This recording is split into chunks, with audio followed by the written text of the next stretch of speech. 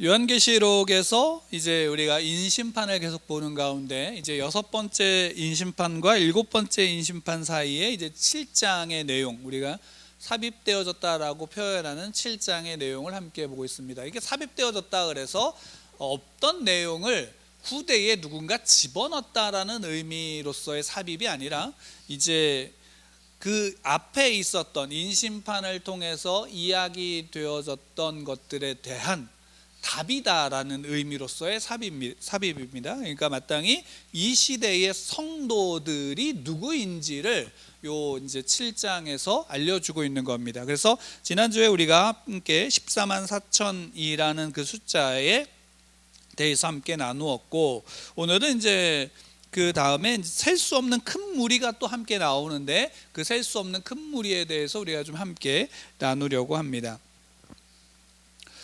지난주에도 우리가 함께 나누었지만 14만 4천 명이다라는 것이 단지 명시적인 어떤 숫자적인 의미라기보다는 신구약의 이제 소위 말한다면 구약의 약속을 받은 백성, 하나님의 백성과 이제 예수 그리스도로 말미암아 그 약속의 성취를 누리고 있는 백성이 합하여진 그 숫자를 이제 14만 4천 명이다라고 우리 이제 함께 나누었고, 그런 의미에서 어떻게 보면 온전한 하나님의 백성, 온전한 하나님의 백성의 수를 이야기한다라는 겁니다.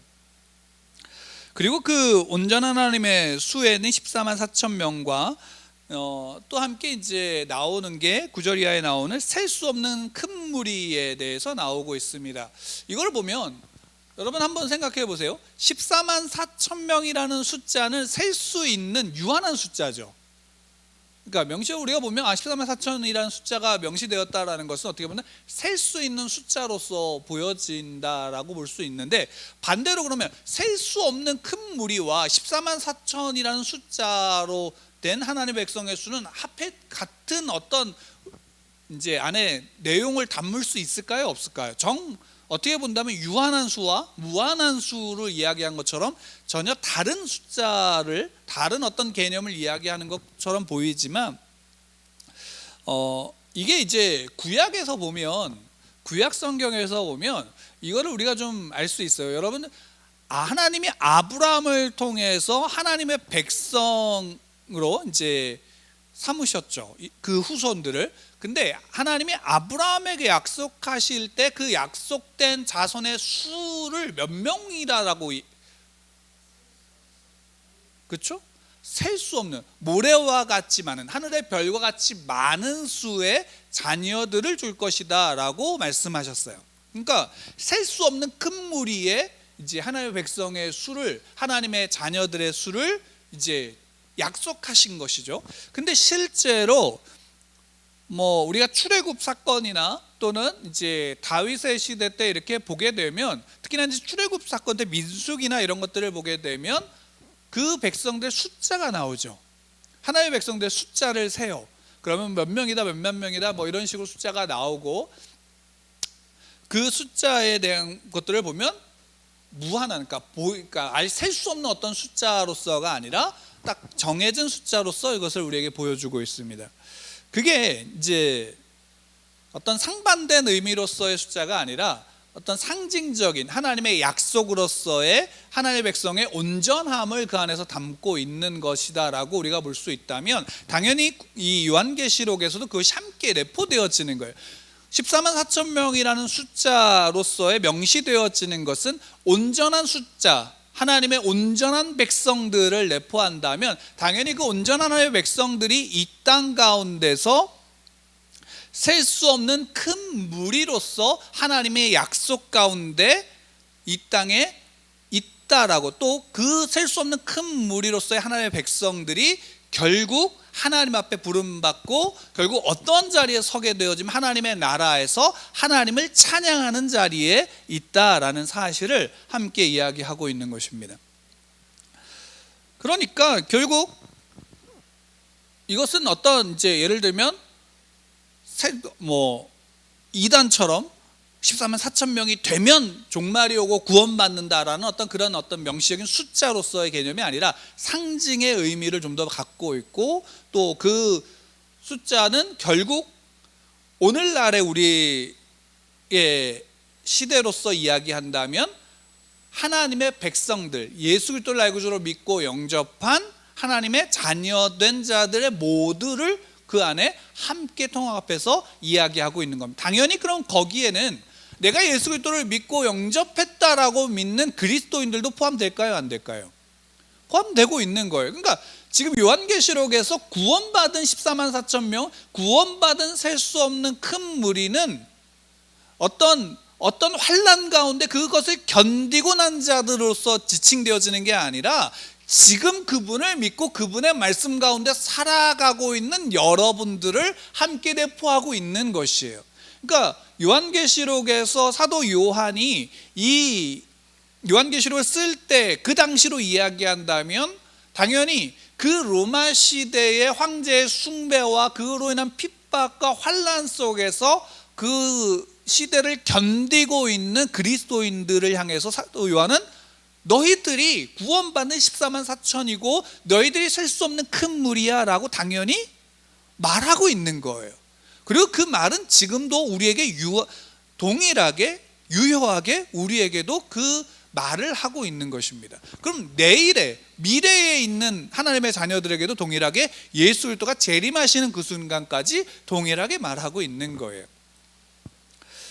우리가 이 사실을 제가 계속해서 반복해서 말씀을 드리는 이유가 뭐냐면 요한계시록은 소위 말한다면 이 요한계시록을 읽고 있는 성도들이 이것을 읽고 두려워해야 될 것이 아니라 구원이 이미 내게 임했고 또 구원을 내가 소망함으로 구원의 가운데 하나님의 보호와 돌보심 가운데 내가 있다라는 사실을 믿으라는 것이에요.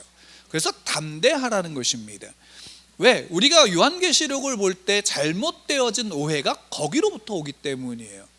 결국 물론 우리가 예수님을 믿어서 내가 구원받았다라고 말할 때 많은 이들이 정말 내가 구원받아서 천국에 가는가라고 만나면 거기에 대한 믿음의 확신이 없는 경우도 많이 있어요. 우리에게 많이 있다고요. 우리의 연약함 속에서는 때때로 내가 어느 순간에 난 정말 천국 가, 나는 믿고 있어 라고 말하지만 어느 순간에는 흔들려서 넘어지고 자빠져서 내가 정말 믿음이 있나 라고 고민하고 그런 회의 속에서 낭망할 때가 우리에게 분명히 있어요. 그러면 그 순간마다 요한계시록은 우리에게 말하는 거예요.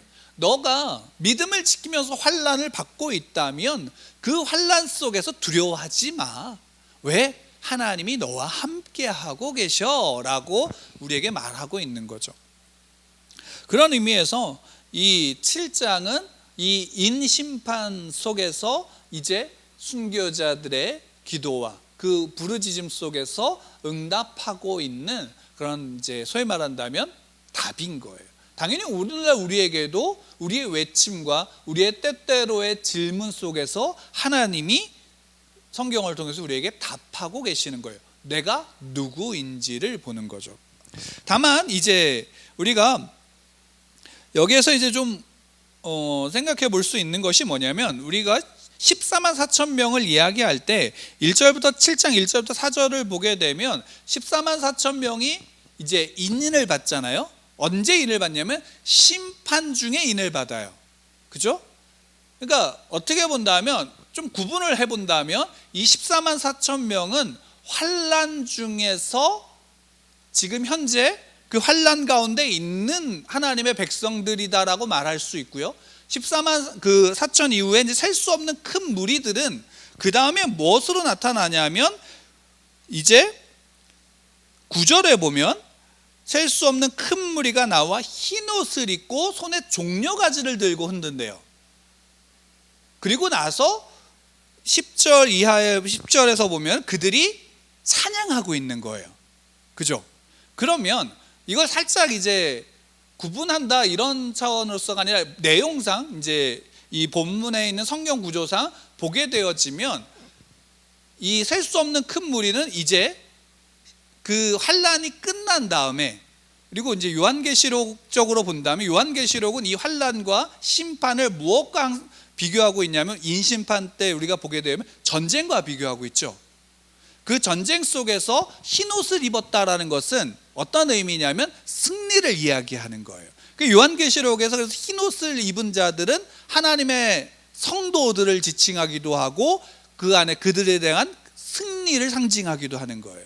그런데다가 우리가 알다시피 종려가지를 흔들다라는 것은 이제 전쟁이 끝나고 개선한 장군들과 군인들을 환영하기 위해서 승리한 그 환호성과 함께 종려가지를 흔드는 거예요. 그러니까 이 장면을 보면 쉽게 말한다면 이 심판, 그러니까 이 전쟁이 끝나고 승리한 백성들로서 하나님의 백성들이 셀 수 없는 큰 무리로서 드러나고 있는 거예요. 그러니까 큰 소리로 외쳐 그들이 그 승리 속에서 찬양하고 있는 거예요. 그래서 찬양의 내용을 10절에 우리가 함께 보게 되면 함께 우리 10절 말씀 같이 읽겠습니다. 시작. 큰 소리로 외쳐 이르되 구원하심이 보좌에 앉으신 우리 하나님과 어린 양에게 있도다 하니. 이 큰 셀 수 없는 큰 무리가 셀 수 없는 이 무리가 성도들이 찬양을 하는 거예요. 구원하심이 보좌에 앉으신 우리 하나님과 어린 양에게 있도다라고 찬양을 하는 거죠. 근데 재미있는 것은 뭐냐면 요한계시록 우리가 이제 지금 7장을 보고 있지만 그 앞에 내용들을 보게 되어지면 인심판이나 이런 그 앞에 또는 4장과 5장의 내용들을 보게 되어지면 항상 이 성도들의 찬양 또는 장로들의 찬양이 나올 때 어떤 것 다음에 찬양이 나오냐면 구원의 사건 이후에 찬양이 나와요. 구원의 사건 이후에. 그러니까 구원의 사건 이후에 그 구원을 하신 것에 대한 찬양, 그리고 그 구원하신 분이 누구이냐? 하나님이시고, 또 5장 이후에는 그 하나님이 그 하나님과 동등된 위치에서 함께 그 찬양을 받는 이가 어린 양, 우리 주 예수 그리스도로서 찬양하고 있는 거예요. 구원을 받은 이들이 찬양하는 거예요. 그러니까 한번 이렇게 생각해 보시면 돼요. 이제 요한계시록을 제가 배우고 있는 과정 속에서 교수님이 가르쳐 주신 이제 말씀하신 내용 중에 하나가 뭐냐면 예배가 뭐냐라는 이야기를 하실 때 그런 말씀을 하셨어요. 뭐냐면 예배는 구원받은 자들이 그 구원을 찬양하는 것이다라는 것을 말씀하신 적이 있어요. 그러니까 우리가 하나님을 예배할 때 하나님을 예배하는 것이 여러 가지의 의미가 있죠. 우리가 하나님과의 관계의 친밀함을 누리는 것도 예배이죠. 그러나 그 예배의 본질 가운데 가장 중요한 것은 무엇인가 라고 생각해 본다면 예배는 하나님이 나를 구원하셨기 때문에 드릴 수 있는 거예요. 그죠?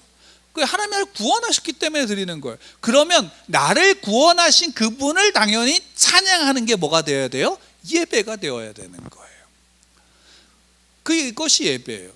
그것이 빠져 있으면 그것은 온전한 예배일 수가 없는 거예요. 그래서 예배는 때때로 우리의 삶의 문제 속에서 좌절 속에서 절망 속에서 슬퍼하고 애통하면서 드릴 수도 있겠지만 그러나 그 가운데서도 우리가 예배 속에서 기쁨을 누릴 수 있는 것은 뭐냐면 나를 구원하시니 나를 구원해서 이 구원의 자리 가운데 나를 이끄신 이를 찬양하기 때문에 그 구원을 이미 내가 받았다라는 것으로 찬양하고 기뻐할 수 있는 것, 이게 성도의 모습이고 성도의 삶인 거예요. 우리가 신앙이 있지만 그 신앙 속에서도 우리가 힘들어하는 이유가 뭐예요? 내가 현실의 문제, 그러니까 소위 말하면 이 현세 속에서 살아가는 삶의 문제 때문에 힘들어하잖아요. 근데 중요한 거는 뭐냐면 성경은 우리에게 늘 말씀해 주시고 또 하나님이 우리에게 성경을 통해서 말씀해 주시는 거는 뭐냐면 이 땅의 것이 우리의 영혼을, 나를 하나님의 손에서 빼앗을 수 있어요? 없어요? 없다라는 것이에요. 그 하나님이 이미 구원하셔서 하나님의 손에 들고 있는 하나님의 자녀들은 세상이, 사단이 빼앗을 수 없고 우리를 죽일 수 없다라는 사실을 이야기하는 거예요. 우리는 그 사실을 예배하는 거예요. 그럼에도 불구하고 우리는 내 눈앞에 있는, 내가 지금 닥치고 내 눈앞에 닥쳐져서 내가 경험하고 있는 내 환난과 고통이 크기 때문에 그것 때문에 좌절하게 되지만, 우리가 예배를 통해서 날마다 상기시켜야 되는 것은 뭐냐면 나를 구원하신 이가 누구인가 라는 찬양이에요. 내가 구원받은 하나님의 백성이다라는 사실을 상기시킬 필요가 있는 거예요. 여러분, 셀 수 없는 큰 무리가 여러분인 거죠. 우리가 구약성경의 엘리야가 갈멜산에서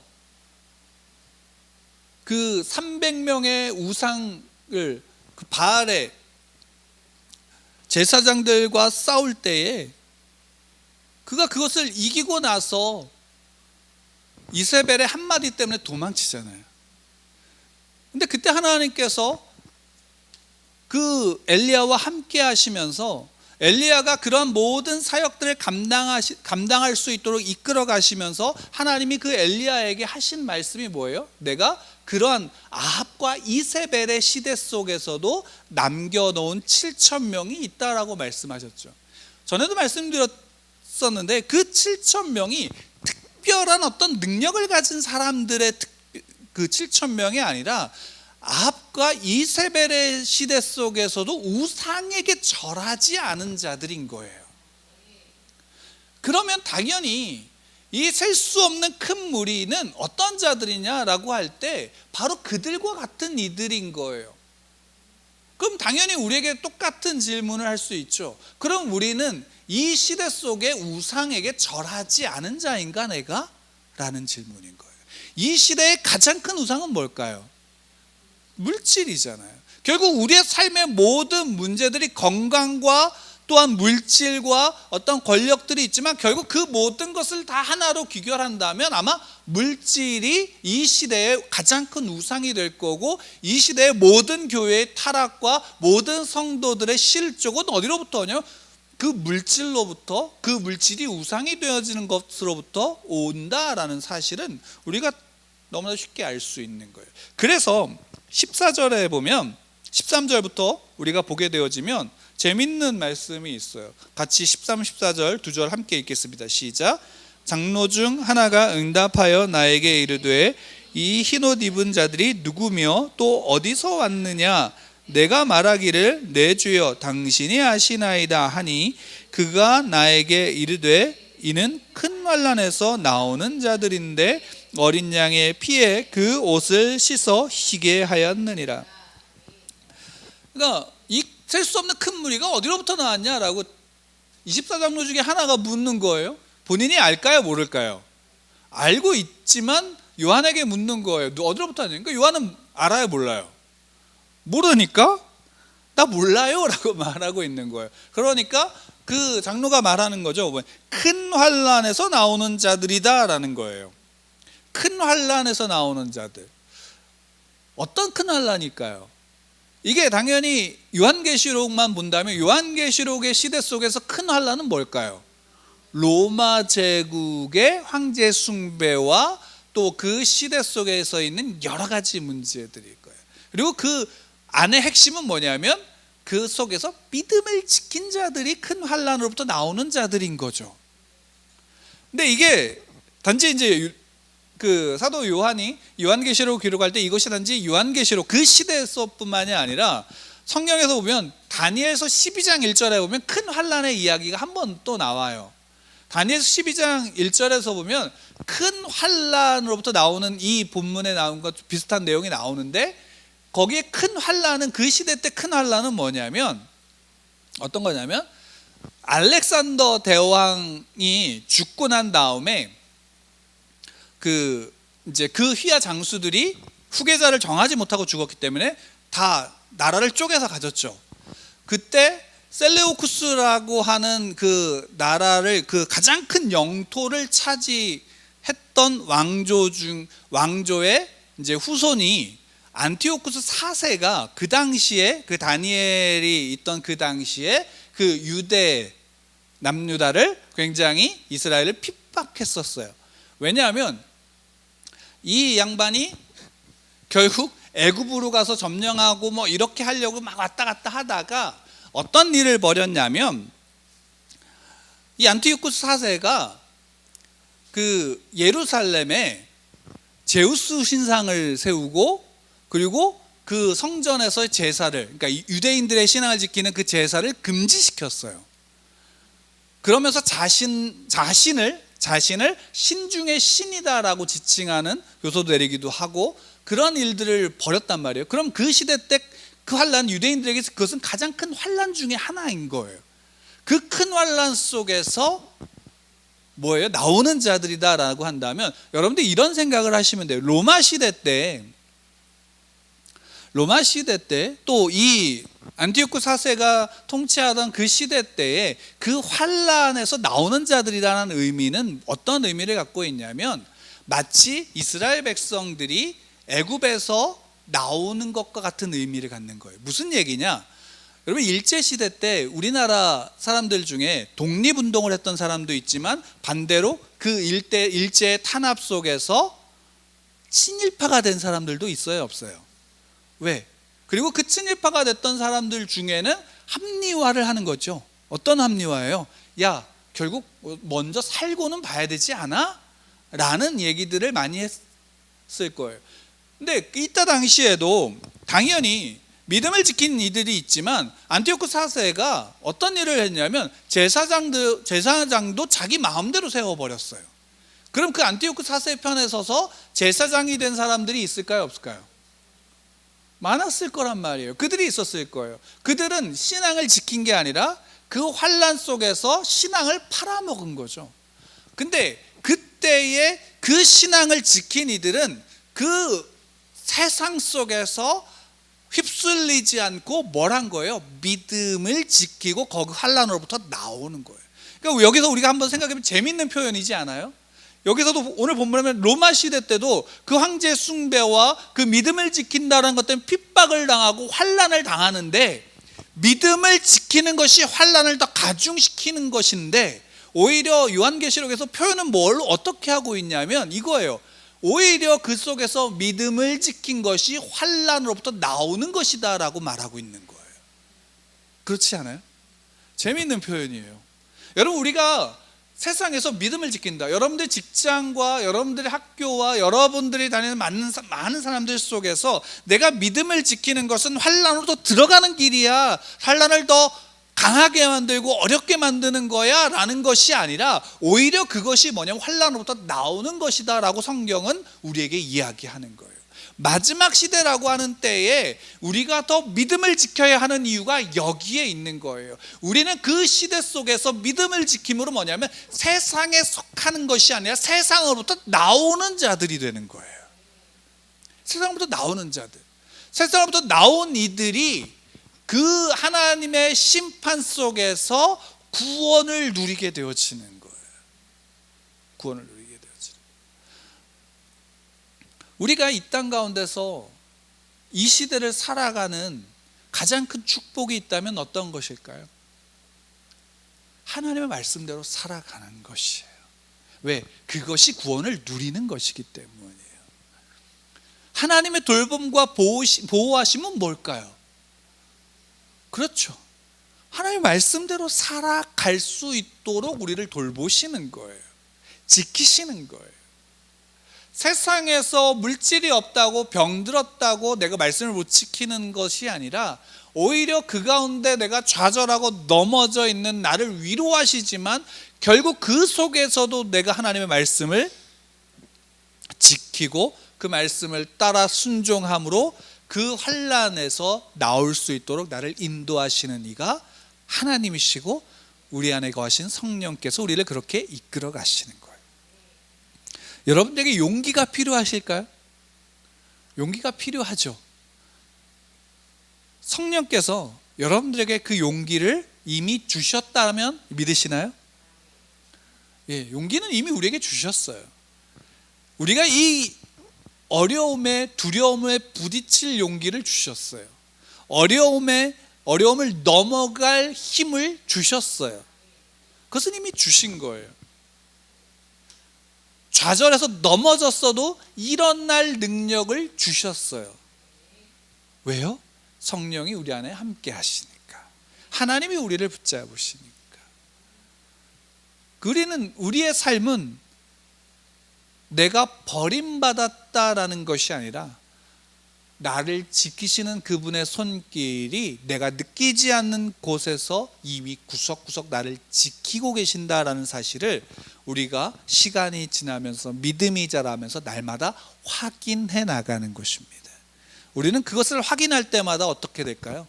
믿음이 더욱더 굳건하여질 수 있는 겁니다. 두렵지 않다가 아니라 두렵기 때문에 그분을 더욱더 바라볼 수 있고, 연약하기 때문에 그분의 손길을 의지할 수 있는 것입니다. 그것이 이 시대, 마지막 시대를 살아가는 성도들의 복이고 성도들의 능력입니다.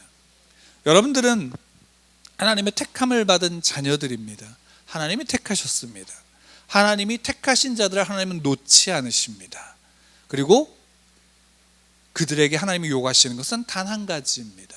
오늘 찬양의 가사처럼 눈을 들어 하나님을 바라보는 것입니다. 그리고 그분이 누구인지를 찬양하는 겁니다. 세상에서 그리스도인이 믿지 않는 자들과 다른 유일한 한 가지가 있다면 바로 이 사실입니다. 내가 그리스도인이라는 것. 그래서 내가 하나님의 말씀대로 살아간다라는 것. 그것을 가지고 세상 사람들이 너희들은 약하기 때문에 그런 거야 라고 말한다면 인정하십시오. 약하기 때문에 그런 겁니다. 그러나 하나님은 그런 약한 우리 가운데 역사하신다는 사실 또한 믿으시기 바랍니다. 하나님이 여러분과 함께 하십니다. 하나님이 여러분들을 붙잡으십니다. 눈을 들어서 그분을 보기 위해서 여러분들의 눈을 뜨시고, 그분을 보심으로 말미암아 날마다 새 힘을 얻고, 그 새 힘을 얻는 여러분들의 삶 속에 풍성함을 누리기를 축원합니다.